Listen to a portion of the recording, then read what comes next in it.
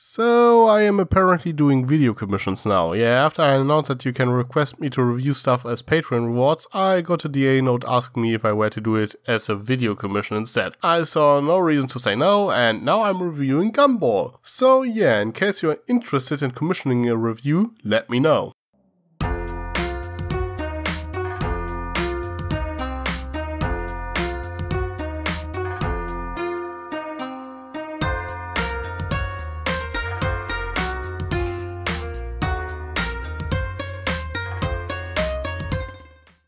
The Amazing World of Gumball. Frankly, I only watched the first half of season 1 so far. Well, this episode obviously. I do think it's a pretty good show, but so far it just didn't grab me and I didn't feel like binging it at the time. I can certainly see the appeal though. I like the characters for the most part, the comedy is pretty good, and the show is stuffed full with some 90s and early 2000s nostalgia. Besides that, you gotta love the animation style, or rather, the lack of a consistent style. As while the Watersons are an example of what is commonly known as a Carl art style, this show actually combines a multitude of different art and animation styles. Some characters are obviously flash animated, while others are CG or look like Muppets. Not to mention that most backgrounds are apparently stock photos instead of drawings. It is pretty amazing, as all the stuff shouldn't mix so well, but it somehow does, which certainly results in one of the most unique looking cartoons I have ever seen. Now the episode I've been asked to review is The Remote, and well, it's exactly the kind of episode to showcase how I like the show overall, but not really that interested in binging it. The plot is pretty basic. The Watersons all want to watch a different TV show at the same time. To ensure that he can watch his show, Richard hits a remote so no one can switch the channel.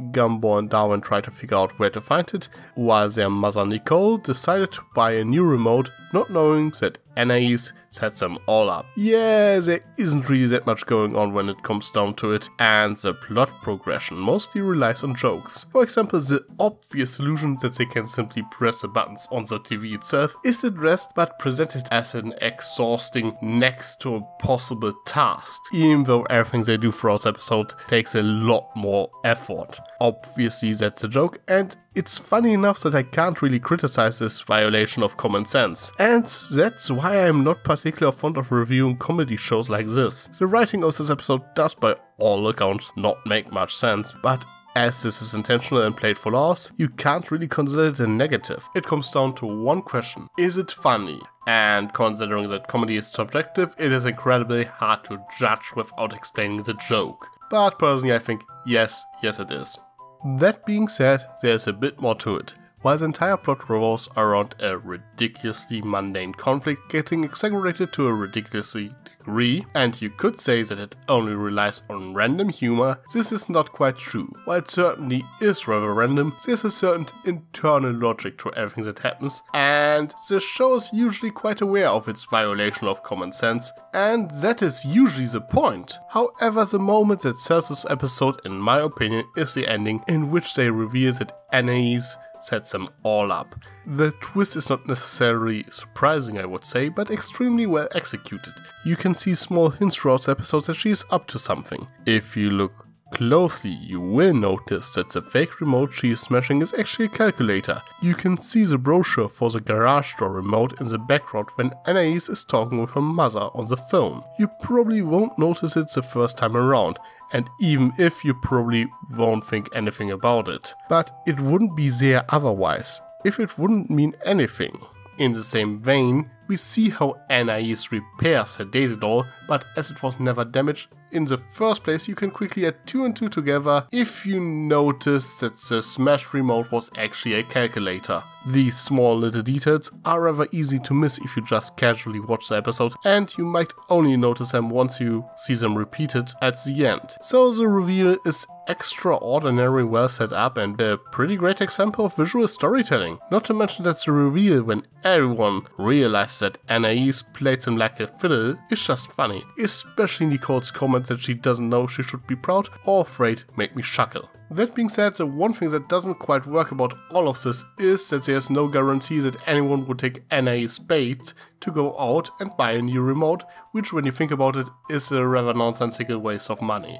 Especially since I can't really see the changing channels without the remote is an impossible thing to do excuse working for Nicole, as she is usually portrayed as the no-nonsense character of the bunch. Even more so, NAEs couldn't have known that Nicole would call her to ask what remote they actually need. Though I suppose that was more of an added bonus, as her scheme revolved more around locking them out of the house while she's watching a show. One final thing about this episode is that I think that the conflict in general doesn't fly that well anymore and would fit better in a show that was produced in the 90s. This is admittedly a very minor complaint bordering on a non-criticism, especially since Gumball has a rather distinct retro appeal in the first place. But I could see that a 7-year-old who is watching this episode on the Cartoon Network app might not relate that well to this problem that everyone wants to watch a different TV show at the same time. Though, to this episode's credit, I also have to add that this episode gave a somewhat decent explanation why everyone wants to, which for the most part even works for a modern audience. Richard is excited to see the season finale of his favorite show. Darwin and Gumball are excited because they will be on TV, and Nicole wants to participate in a live game show. Well, and Anais is 4 years old and is obviously excited to see her favorite cartoon no matter what. These are all good enough reasons to make this plot work. But there's still a point to be made that the need to watch TV at a specific time is not really a big deal nowadays, and while it still holds up reasonably well, I just have the feeling that it might date this episode rather soon. And with that being said, let's wrap things up. So yeah, the remote. It's pretty good. Gumball simply is a good comedy, and there were plenty of funny moments in this episode. Apparently this episode won the BAFTA award for writing, that's British Academy for Film and Television Arts for the matter, and I can somewhat see why. The story in itself is nothing special. It doesn't try to be deep, we get no major character development, but the story has very tight pacing and it's just funny. Personally, I think this episode is not really that noteworthy. I had a good time watching it, but I don't think that it was outstandingly great. That being said, I can't really say anything negative about it either. It takes a ridiculous, mundane premise and goes as far with it as it can. For what it is, the execution is pretty much perfect, and you can probably use it as an example for how to write a good comedy. I mean, I can think of a couple of MLP episodes that fell in that department. So yeah, good job Gumball. But what about you? Did you like this episode? Anything that bothered you? Would you like to see more Gumball videos? Let me know in the comments below. I am Tricky Fox. Stay foxy. Sly as a fox, you got me under your spell. But you know I'll never tell that I know you know so well.